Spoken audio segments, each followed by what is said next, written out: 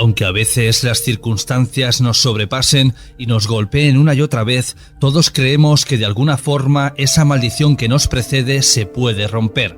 Un claro ejemplo de ello es la lucha titánica que están llevando a cabo tanto la familia de Pablo Ibar como la Asociación contra la Pena de Muerte de Pablo Ibar, precisamente para romper con la maldición que persigue al español, ahora condenado a cadena perpetua desde el año 1994.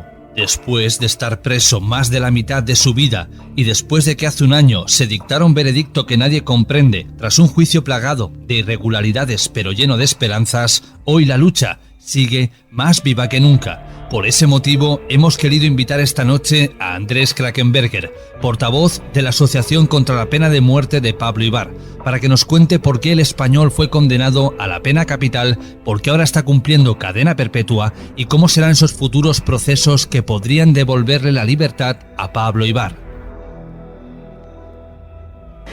Para Pablo Ibar, después del veredicto que volvió a declararle culpable, empieza una vez más la espiral de recursos y de esperas interminables. Un veredicto que ha causado conmoción y que pocos entienden, fundamentalmente porque aquí, con las escasas pruebas que se han presentado, sería impensable una condena así. Dicen los expertos que una de las claves ha sido la figura del fiscal, que con las mismas pruebas que se pusieron en duda en su día y que llevaron a anular el anterior juicio, ha conseguido el mismo veredicto. Acudimos al Palacio de Justicia de Vitoria en busca de voces expertas. Nos dicen que el veredicto contra Ibar ha sorprendido porque aquí, a diferencia de Estados Unidos, prima la presunción de inocencia. Se necesitan pruebas contundentes para condenar a una persona. Esa es la clave para entender el caso, en opinión de la magistrada Ana Zulueta. Máxime cuando además esa condena ya había sido anulada anteriormente por el Tribunal Supremo de Estados Unidos, diciendo que esas pruebas por las que se había condenado eran insuficientes y prácticamente ahora son las mismas, a excepción de, al parecer, un pequeño rastro de ADN que ha aparecido en la camiseta que se encontró en el lugar de los hechos, pero en la que aparece mucho ADN de otro varón que es desconocido. La abogada y experta en derecho penal Olga Rodríguez no tiene dudas al decir que la decisión estaba tomada. Había ya un culpable, la sociedad americana quería ese culpable. Si a Pablo Ibar no se le condenaba, había que salir a abrir un nuevo procedimiento a la búsqueda de unas nuevas responsabilidades. Igual la decisión ya estaba pretomada antes incluso de iniciar el procedimiento, desgraciadamente. En opinión de Rodríguez y de Zulueta, en este último juicio se arrastraban cuestiones que ya habían sido dadas por buenas, como las imágenes de vídeo o los rastros biológicos que aparecieron en una camiseta. Creen que la defensa no ha podido desmontar lo que ya estaba construido en torno a Ibar. En ocasiones pues resulta más fácil, incluso hasta emocionalmente, dejar las cosas como están y no pensar que igual se ha podido cometer durante todo este tiempo una injusticia y que un culpable esté suelto. Yo sigo pensando que la prueba es demasiado endeble para llegar a una condena tan grave. Quiero demostrar mi inocencia y no quiero morir por algo que no hice.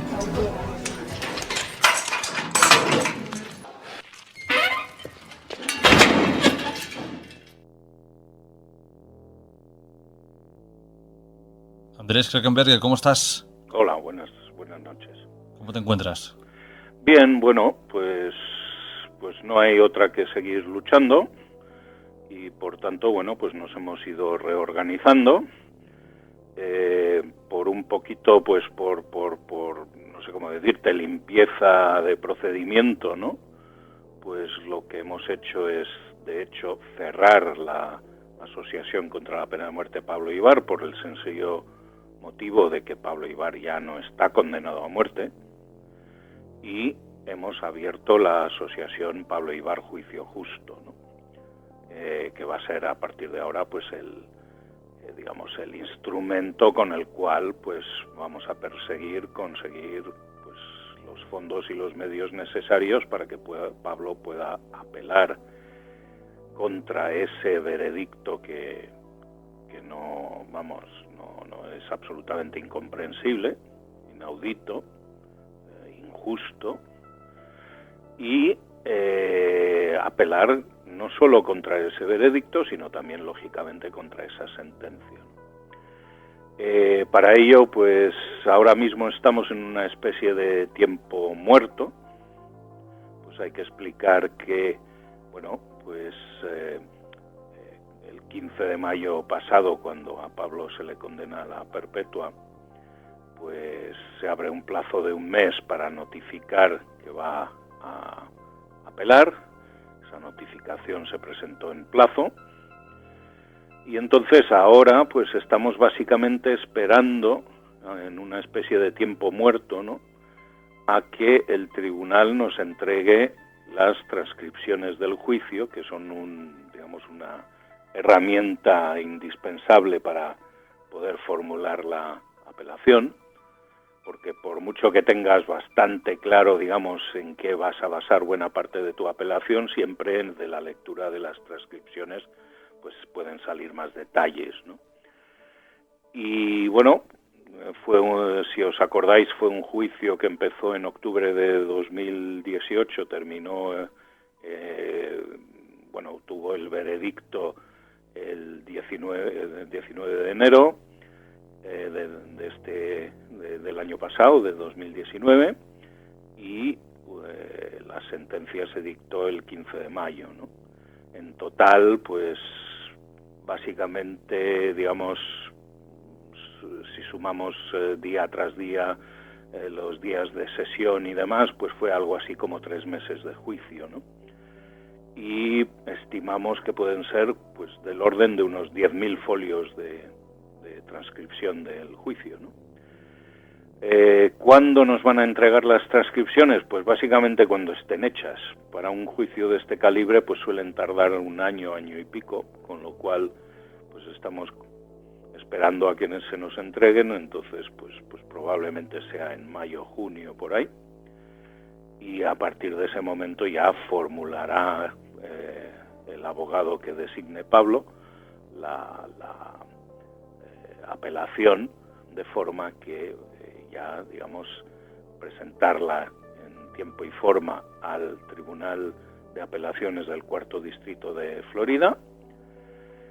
Si ese tribunal nos da la razón, entonces se anularía tanto el veredicto como la sentencia, y habría que una vez más repetir otra vez el juicio, ¿no?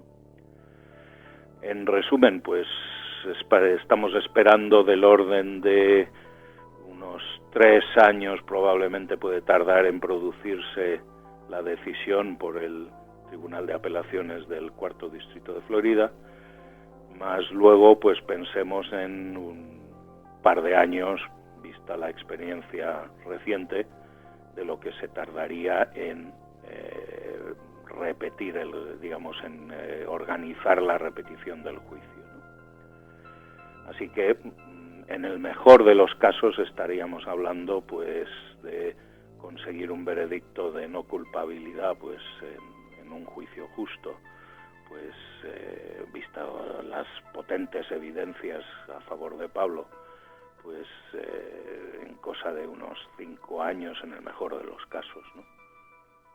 Andrés, como bien decías, hace prácticamente 4 días que se cumplía el aniversario de que se terminó el juicio, este tercer juicio al parecer contra Pablo Ibar. Pero la pregunta es, ¿cómo está Pablo actualmente? Bueno, Pablo, tanto Pablo como su familia y nosotros mismos, ¿no?, en la asociación, pues todavía no acabamos de digerir del todo ese veredicto tan incomprensible, ¿no? Era tanto el esfuerzo que habíamos metido, tanto Pablo como la familia como nosotros aquí, ¿no?, de conseguir los medios, y de tantos años de batallar en apelaciones de todo tipo para conseguir que en 2016, en febrero, el Tribunal Supremo de Florida decretara la anulación de la condena a muerte de Pablo y ordenara la repetición del juicio por estimar que Pablo había sido declarado culpable de aquel triple asesinato con pruebas escasas y débiles. Pruebas escasas y débiles que, todo hay que decirlo, son exactamente las mismas que han conseguido que Pablo vuelva a ser declarado culpable, solo que esta vez le han condenado a la perpetua. Y bueno, pues Pablo, después del juicio fue llevado a la cárcel de Okeechobee, que es una de las cárceles más masificadas de Florida. Ahí hay del orden de unos 2.000 reclusos. Y Pablo tuvo una experiencia francamente inquietante nada más llegar ahí, ¿no? Son celdas de 2 personas, y el compañero que Pablo tenía de compañero de celda, pues el segundo día de estar Pablo ahí, pues aparece el compañero acuchillado en la celda, ¿no? O sea, hay un problema de seguridad en esa cárcel, pues un ambiente de múltiples pandillas, rivales y demás, y Pablo, pues después de muchos años en confinamiento solitario en el corredor de la muerte, pues ha tenido que rápidamente acostumbrarse a un ecosistema completamente diferente, ¿no? Entonces, bueno, afortunadamente ya hace cosa de un mes, pues Pablo fue transferido de ese pabellón de los novatos, por así decir, de los recién ingresados en la cárcel, a un pabellón en donde está rodeado de gente bastante mayor y en donde le han dado un trabajo que es ser peluquero de aquel pabellón, con lo cual ocupa pues parte de su tiempo trabajando, y eso siempre pues ayuda a que el tiempo sea más llevadero, ¿no? Pero el pozo de amargura por ese veredicto tan incomprensible pues está ahí, evidentemente, ¿no? Posiblemente la única ventaja clara que tiene Pablo ahora comparado con antes es que su familia ya no tiene que hacer 4 horas de carretera para ir a verle y 4 horas para volver a casa, sino que está escasamente a hora y media de coche de donde está él en la cárcel. Recuerdo que la última vez que hablamos contigo, Andrés, nos decías que en el confinamiento que tenía Pablo Ibar durante el proceso último judicial, que finalmente terminó con este veredicto que prácticamente nadie comprende, ese confinamiento era casi peor que el que tenía cuando estaba, en el corredor de la muerte, es decir, no le dejaban ver a sus familiares y los veía a través de un monitor. Entendemos que todo esto ha cambiado. Sí, ahora en ese sentido está algo mejor, puede tener visitas más frecuentes de su familia, que además, ya digo, está a 1 hora y pico de coche de la cárcel. Pero al ser una cárcel muy masificada, pues por ejemplo en las visitas de fin de semana no siempre pueden ir a verle el fin de semana, porque sobre todo en fines de semana pues un poco especiales, ¿no? Pues el de Navidad, etcétera, en donde todo el mundo quiere ir a ver a su familiar preso, pues allí, digamos, al ser tan masificada esa cárcel y la sala de visitas tan reducida, es decir, reducida entre comillas, ahí caben, pues me han dicho, pues del orden de 200, 300 reclusos con sus familias, pero claro, en una cárcel donde hay 2000, resulta pequeña, ¿no? Al parecer se trata de una sala bastante extensa, con mesas largas. A un lado de la mesa se coloca la familia, al otro lado los presos. Y bueno, pues tienes que tener un poquito de cuidado también, porque hay unas normas muy estrictas, hasta el absurdo, ¿no? Del universo carcelario, ¿no? Por ejemplo, lo que es abrazarse, las autoridades carcelarias entienden que eso es una despedida. Entonces, si tú llegas ahí y nada más ver a tu familiar le abrazas, pues los funcionarios entienden que se acabó la visita. Entonces puedes abrazarle, pero al final, como despedida. No se te ocurre hacerlo al principio porque se acabó la visita. ¿Y nadie les ha dicho que eso realmente no tiene ningún sentido? Evidentemente, pero bueno, insisto, el universo carcelario está plagado de normas pues un tanto absurdas, ¿no? Eso ocurre un poco en todos los países del mundo, y esto es un ejemplo más de ello, ¿no? La pregunta que te voy a hacer ahora, Andrés, quizás es un poco delicada. Nos acabas de explicar que bueno, la vida es muy distinta de cuando estaba en el corredor de la muerte, que era una celda individual, está prácticamente en aislamiento. Ahora se encuentra en una cárcel muy masificada, donde la seguridad no es tanta. Le pasa eso a su compañero. ¿Crees, o Pablo Ibar lo ha mostrado alguna vez así, que ha tenido miedo por su propia vida? Hombre, nada más llegar ahí, que te maten maten, no sé, con franqueza, no sé si acabó muerto o no, pero sí que fue acuchillado y tuvo que ser llevado al hospital y no hemos vuelto a saber de él, no sabemos qué ha pasado con ese compañero, ¿no? Pero que te acuchillen al compañero de celda, pues al día siguiente de llegar, pues obviamente lo que sientes es pavor, ¿no? Entonces, en ese ambiente, insisto, Pablo ha tenido que aprender a nadar tirándose a la piscina por el lado profundo, ¿no? En ese ecosistema totalmente novedoso para él, ¿no? La última vez que hablamos contigo, al poco de terminar el juicio y saber el veredicto, nos explicabas que Pablo Ibar estaba prácticamente derrumbado, que le decía a su familia que ya no lucharan más, que esto se tenía que terminar. ¿Podríamos decir que está mejor de ánimo ahora? Sí, es decir, ya no está en ese pozo negro de desesperación, ¿no? Pero sí que, digamos, insisto, ese veredicto tan injusto y tan inexplicable pesa. Pesa en el sentido de, bueno, ¿y por qué ha ocurrido esto? ¿Por qué ese jurado me ha declarado culpable cuando se ha demostrado que la cadena de custodia de las pruebas era defectuosa? Cuando se ha demostrado en ese juicio que la policía no solo extorsionó en algunos casos a testigos amenazándoles, sino en otros incluso les pagó por prestar testimonios manifiestamente falsos, cuando se demostró en ese juicio que esa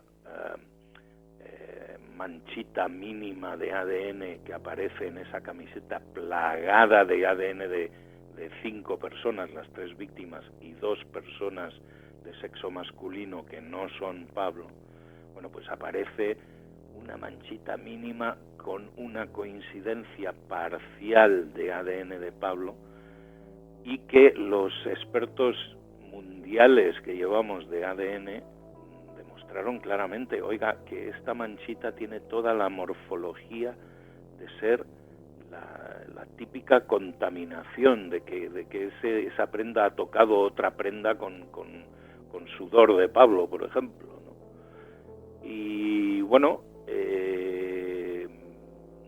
a pesar de, bueno, no solo eso, sino que incluso la técnico que realizó el análisis de ADN último, en donde aparece esa mínima manchita, atestiguó delante del jurado que había recibido esa camiseta en un sobre de papel abierto y que tuvo ella misma que cambiarle el precinto. Es que son tantas y tantas y tantas cosas que ocurridas en el juicio que no se explica ese veredicto, ¿no? Entonces, a ver, que Pablo está, digamos, ha salido del pozo negro de desesperación, del shock de ese veredicto manifiestamente incomprensible, sí es cierto, pero bueno, eso sigue pesando, ¿no? Ahora, también por otro lado, hay que recordar que ese veredicto se produce un sábado 19 de enero, el lunes era festivo, era el día de Martin Luther King, y el martes a primera hora, el primer día laborable después de ese veredicto, se presenta en el juzgado uno de los jurados diciendo, oiga, yo quiero retractarme de mi voto, porque hay que recordar que para declararle culpable tenía que ser un veredicto unánime por parte de los 12 miembros del jurado. Bueno, pues aparece este miembro y dice, quiero retractarme de mi voto porque en este jurado pues lo que ha habido es mucha presión e incluso he sido sometido a bullying. Entonces eso ya, digamos, explica algo más lo ocurrido, pero lo que también resulta inexplicable es que el juez, en lugar de anular ahí mismo ese juicio y ordenar la repetición del mismo, lo que hace es optar por no complicarse la vida y decir, bueno, expulsamos al miembro díscolo del jurado. Entonces, en fin, son tantas cosas, ¿verdad?, que lo analizas fríamente y bueno, no lo entiendes. Andrés, por desgracia hay muchas personas que aún no conocen la historia de Pablo Ibar, pero a la vez tenemos la suerte de que cada vez que publicamos un programa más personas conocen la historia de Pablo Ibar. Yo te preguntaría, a ver si podrías explicarnos brevemente qué ocurrió aquel 24 de junio de 1994. Bueno, se produce un triple asesinato en un chalet en el barrio de Miramar, en los alrededores de la ciudad de Fort Lauderdale, en Florida. Es la casa del dueño de uno de los nightclubs más frecuentados de la zona, y está en su casa acompañado con dos bailarinas, dos mujeres que trabajan en su nightclub, ¿no? Curiosamente, este dueño del nightclub, Butch Casey, pues lo que tiene es una cámara de videovigilancia colocada, ojo, en su salón, no en la entrada, no, sino en su salón, lo cual es un poco insólito, pero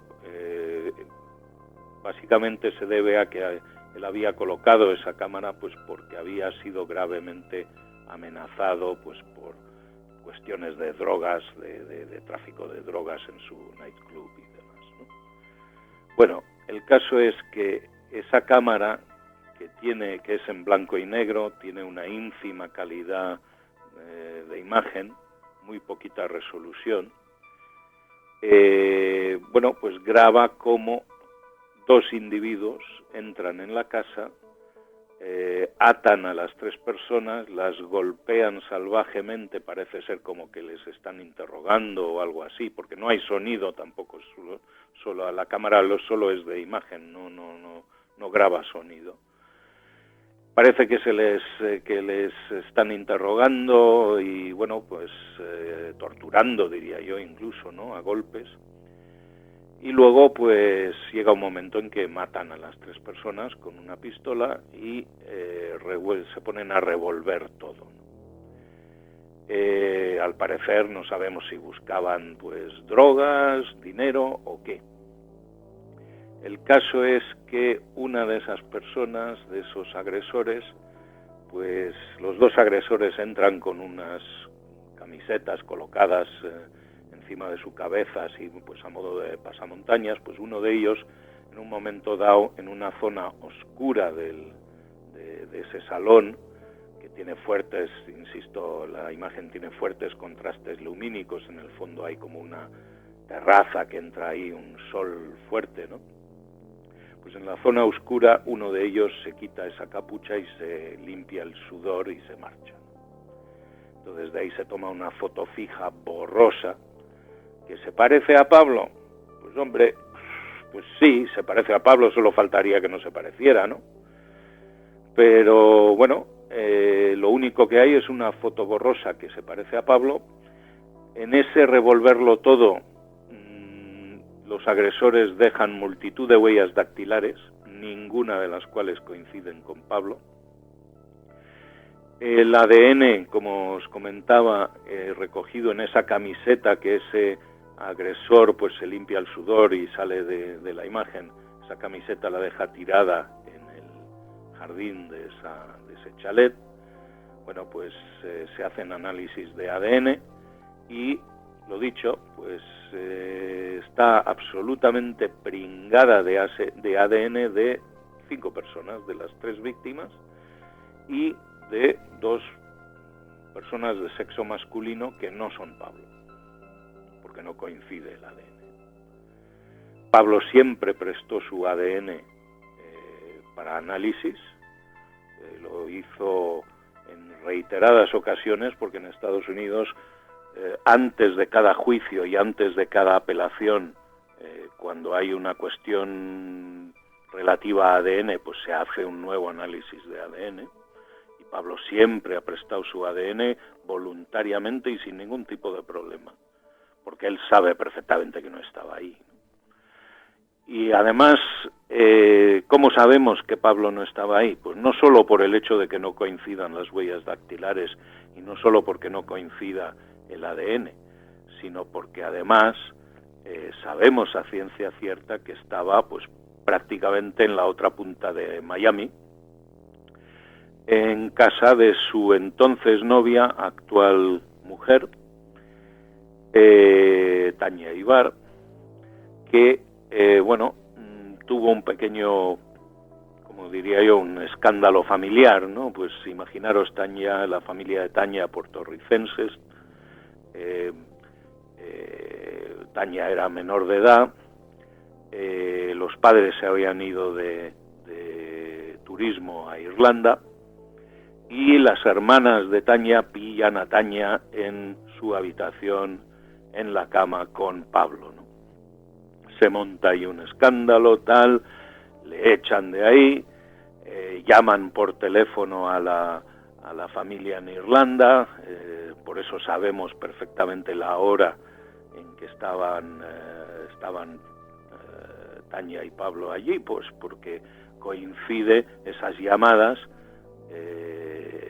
están registradas en las facturas telefónicas y la hora de esas llamadas coincide con la hora en que se producen los asesinatos, ¿no? Entonces, en fin, son tantas cosas que demuestran claramente que Pablo no estaba ahí. Y bueno, pues eso es un poco lo ocurrido. ¿Qué pasa? Pues Pablo es detenido, como creo recordar, un par de semanas después de los hechos de los que se le va a acusar. Es detenido en una historia completamente diferente que nada tiene que ver con los hechos por los que luego se le condenaría a muerte. Y básicamente lo que ocurre es que estando en comisaría, pues alguien decide que Pablo se parece a esa foto borrosa y ahí empieza todo. Es cierto, Andrés, que uno de aquellas personas que en su momento acusó a Pablo Ibar finalmente habló y dijo que sabía quién era el asesino de los crímenes de Miramar, y de hecho incluso se ha sabido el nombre de aquella persona que creo que estaba entre rejas en aquel momento, y su imagen aún coincidiría mucho más que la de Pablo Ibar. No, vamos a ver, no es exactamente así. En el año 2009 se produce se produce la vista de de la primera apelación que tuvimos, ¿no? Ante el tribunal de Broward County. Apelación que realizamos en base a que Pablo había tenido una defensa letrada ineficaz en el juicio en el que él había sido condenado a muerte, ¿no? Poco antes de empezar esa vista, como una semana antes, la familia de Pablo y el abogado de Pablo aparecen en un programa de televisión de mucha audiencia en Miami y de habla hispana, ¿no? Un programa que se llama María Elvira Live, ¿no? María Elvira era la presentadora y entrevistadora de este programa, ¿no? Y bueno, pues ahí lo que ocurre es que pues la familia, el abogado describen los hechos, muestran el vídeo borroso, etcétera, etcétera. Y una persona cubana de ascendencia catalana, Juan Gispert, pues llama por teléfono al programa diciendo: yo sé quién es el perpetrador, es un tal Juan Ortiz y le reconozco por la forma de andar y no, el perpetrador no es Pablo. Esto era totalmente sorpresivo, pues para la defensa, para la fiscalía y para todo el mundo. El juez, con buen criterio, dice: bueno, vamos a aparcar de momento la cuestión relativa a la defensa letrada e ineficaz de Pablo y vamos primero a hacerle pruebas de ADN, de huellas dactilares, de todo al tal Ortiz, para determinar si fue él el perpetrador o no. Bueno, la Fiscalía hizo básicamente todo lo que pudo para dilatar ese proceso lo más posible, entregó la camiseta para realizar las pruebas de ADN, pues arrastrando los pies, empezó a dilatar a base de decir, oiga, el análisis se tiene que realizar, pero en determinados laboratorios que sigan pues determinadas especificaciones, tengan la prueba de calidad ISO 9000 y pico, en fin, básicamente cosas que no habían exigido nunca anteriormente, pero bueno, es igual, por fin se consigue hacer la dichosa prueba y sale negativo, y que bueno, pues que el tal Ortiz al parecer tampoco era el perpetrador, ¿no? Resulta curioso, ¿no? Porque hubo parte de la prensa en aquel momento que dijo, se desvanecen las esperanzas de Pablo Ibar. Y yo decía, pero ¿cómo así? Y me decían, no, es que no fue Ortiz. Digo, ¿y por qué no fue Ortiz? Pues porque no coincide el ADN, claro, y tampoco coincide el ADN de Pablo. Entonces, bajo la misma regla de 3, ¿no? Pues es obvio que Pablo no es el perpetrador de esos crímenes. Pero aquí también ocurre algo muy curioso. También es condenado Seth Peñalver, el compañero supuestamente en estos crímenes de Pablo Ibar, y a él sí que le dejan en libertad. Sí, él apela también a la vez que Pablo. Su juicio, pero hubo una diferencia, ¿no? En 2006, el Tribunal Supremo de Florida decide que hay multitud de irregularidades en el caso de Seth Peñalver y anula la sentencia a muerte y ordena la repetición del juicio. Una semana después se produce la decisión del Tribunal Supremo sobre Pablo, diciendo hay efectivamente muchas irregularidades, igual que en el caso de Seth Peñalver, pero no anulamos la condena a muerte, básicamente ¿por qué? Porque el abogado de Pablo en el juicio no puso en duda las pruebas, y es verdad, es decir, por eso precisamente apelamos diciendo que Pablo no había tenido una defensa letrada ineficaz. Ese abogado en pleno juicio hubo que suspender el juicio porque el abogado estaba detenido. Además, imaginaros, es que Pablo se lo encuentra en la cárcel y dice, pero ¿tú qué haces aquí, de este lado de los barrotes, ¿no? Y es que había sido detenido, pues, involucrado en un asunto de violencia machista, había agredido a su mujer embarazada y demás, ¿no? Entonces, es obvio que ese abogado no estaba en condiciones mínimas, no ya de llevar un caso de pena de muerte como el de Pablo, sino, ni si me apuráis, ni un caso de multa de tráfico, ¿no? Pero bueno, el caso es que bueno, Pablo pues tuvo que seguir adelante con él, fue condenado, y precisamente porque ese abogado hizo una labor ineficaz, no puso en duda las pruebas, el Tribunal Supremo de Florida básicamente no tuvo más remedio que confirmar la condena a muerte de Pablo, porque si no se habían puesto en duda las pruebas en el juicio, pues básicamente lo que dijo el Tribunal Supremo fue que me venís a reclamar a mí, ¿no? Entonces, obviamente hubo que plantear una apelación, pero ya por defensa letrada ineficaz, ¿no? Que es la que por fin ganamos, pero en el año 2016.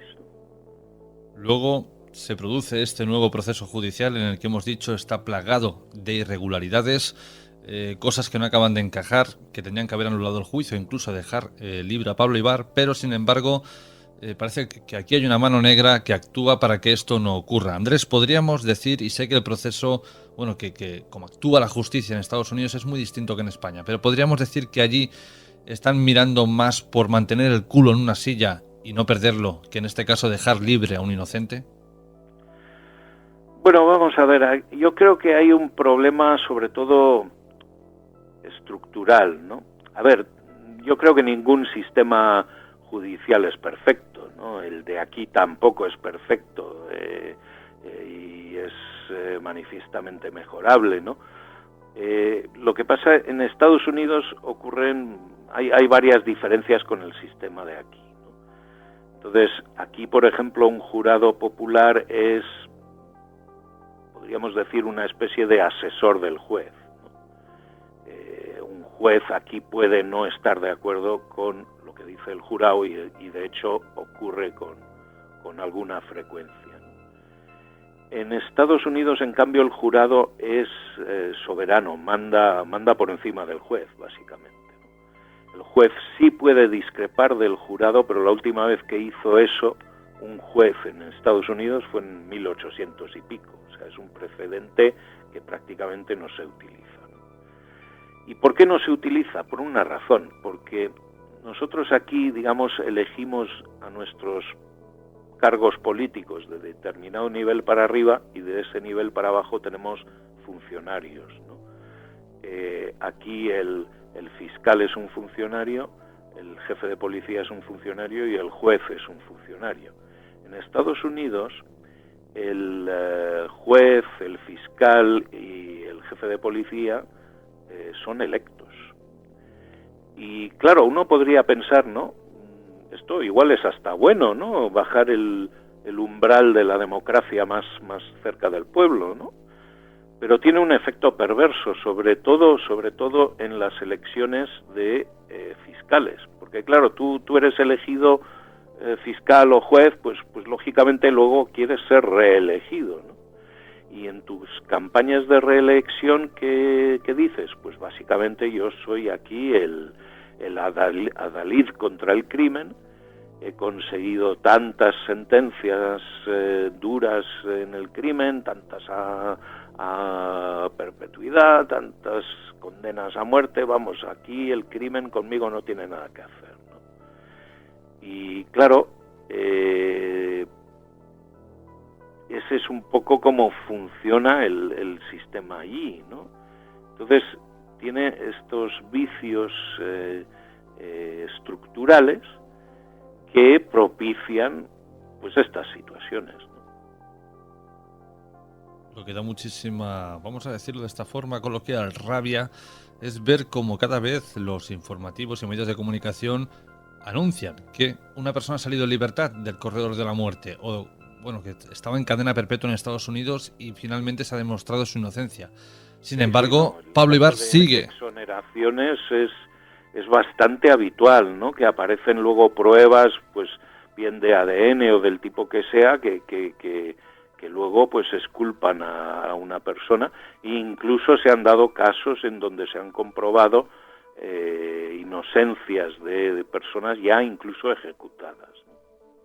Claro, y aquí cuando nos encontramos en una especie de paradoja, porque aquellos que seguimos el proceso judicial, este último juicio, podríamos decir que nos dimos cuenta que el juez parece que tuviera algo personal contra Pablo Ibar.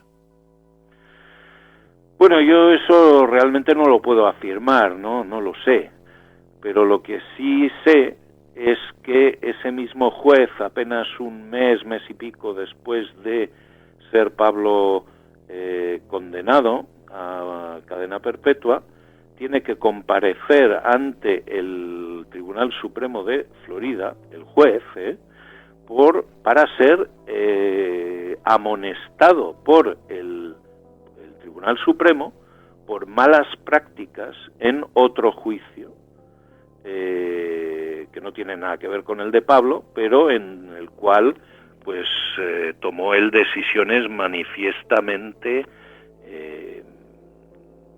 faltas de imparcialidad y casualmente contra la defensa. Pues yo creo que esto ya es la gota que colmaba para rebosar el vaso, ¿no? Porque viendo cómo el fiscal se comportó, viendo cómo el jurado fue, como bien dice uno de aquellos miembros, ¿no? Le hicieron bullying, o sea, prácticamente lo hostigaban a que tuviera que decir que Pablo era culpable, viendo que el juez ya ha sido amonestado por sus superiores, yo no sé qué más quieren, pero bueno. Bueno, lo dicho, es que ahí está también otro de los problemas de la justicia ahí, es que El jurado popular es compuesto por miembros de la sociedad circundante del tribunal, pero a los que no se les exige ningún conocimiento jurídico, ¿no? Entonces, claro, cuando el jurado es, como en Estados Unidos, soberano, pero no se les exige ningún tipo de conocimiento jurídico, pues hombre, esto resulta inquietante, ¿no? Aquí tampoco se te exige conocimiento jurídico, pero ojo, es que, como decía yo antes, aquí el jurado es una figura más, como diría yo, asesora del juez, ¿no? Pues posiblemente un modelo igual más garantista de jurado es el que hay, por ejemplo, en la República Federal Alemana, en donde sí hay un jurado popular, pero se exige que una proporción que creo recordar que es de algo más de la mitad, el 60% del jurado, tiene que tener un mínimo de conocimientos jurídicos. Andrés, para terminar nuestra charla de hoy, para aquellos que quieran ayudar en este nuevo proceso para poner en libertad a Pablo Ibar, ¿cómo pueden hacerlo? Bueno, de momento seguirnos en nuestra página web www.pabloibar.com. Tenemos ya un crowdfunding ahí abierto, es decir, es obvio que para esta apelación ante el Tribunal de Apelaciones del Cuarto Distrito de Florida, pues va a hacer falta tener medios. La apelación más barata que nos salió en todo este proceso fue de unos $250,000.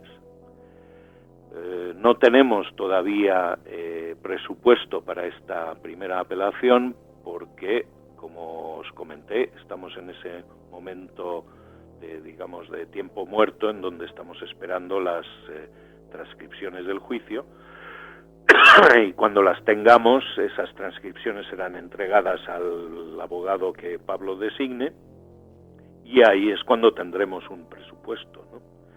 Pero lo dicho, pues en todas las apelaciones que hemos tenido, que han sido una primera apelación al Tribunal Supremo, que fue la que salió mal, una apelación al Tribunal de Broward County por defensa letrada ineficaz, que también el Tribunal de Broward County dictaminó que no la había habido, esa defensa letrada ineficaz, cosa que también resultaba un tanto dantesca, pero apelamos esa decisión al Tribunal Supremo de Florida y ahí sí que se nos dio la razón y hubo que repetir el juicio, como decía. Entonces, 3 apelaciones, la más barata de las cuales pues costó $250,000, ¿no? Pues no sé qué presupuesto habrá en esta, pero por darnos una orientación, pues no creo que baje de los $250,000. Y por ello tenemos abierto ya hoy un crowdfunding en la página web, en donde todo el que quiera pues nos puede ayudar con un pequeño donativo. Lo puede hacer bien haciéndonos una transferencia a las cuentas bancarias de la asociación o bien utilizando una pasarela de pago PayPal con su tarjeta de crédito, ¿no? No hay donativo pequeño, ¿no? Cada cual que ponga lo que buenamente pueda, no pedimos grandes sacrificios a nadie, ni que nadie renuncie a nada importante, ¿no? De hecho, buena parte de los donativos que hemos recibido pues iban pues por los 10, 30 euros, etcétera, ¿no? Y, insisto, el agradecimiento es igual sea cual sea la cantidad, no hay donativo pequeño. Andrés, con esto terminamos nuestra charla de hoy. Ha sido un placer que hayas estado en nuestro espacio y bueno, estaremos atentos a cualquier novedad que nos hagas llegar sobre Pablo Ibar. Pues muchísimas gracias y esperemos que esto no se dilate demasiado en el tiempo, ¿no? Pero bueno, aún así, yo creo que otros 5 años hasta conseguir la repetición del juicio, en el mejor de los casos, pues no nos lo va a quitar nadie, ¿no? Pues Andrés, un abrazo y hasta la próxima. Yo creo que posiblemente me van a dar un juicio nuevo, pero no estoy seguro. Estoy un poquito preocupado, ansioso, nervioso. pero tengo fe que un día voy a oír esas palabras, que voy a ganar un juicio nuevo.